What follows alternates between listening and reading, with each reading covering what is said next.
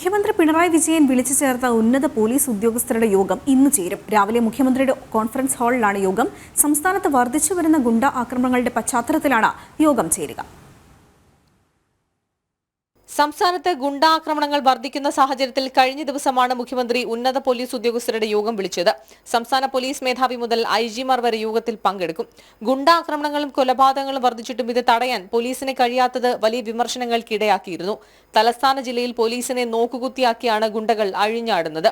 പോലീസിലെ പല ഉന്നത ഉദ്യോഗസ്ഥർക്കും ഗുണ്ടാ സംഘങ്ങളുമായി അടുത്ത ബന്ധമുണ്ടെന്ന വിമർശനം ശക്തമായി ഉയർന്നിരുന്നു.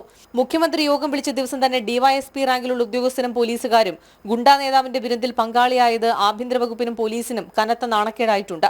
പല ഉദ്യോഗസ്ഥർക്കെതിരെയും ഇക്കാര്യങ്ങൾ ചൂണ്ടിക്കാട്ടി ഇന്റലിജൻസ് റിപ്പോർട്ട് നൽകിയെങ്കിലും ആഭ്യന്തര വകുപ്പ് അനങ്ങിയിരുന്നില്ല.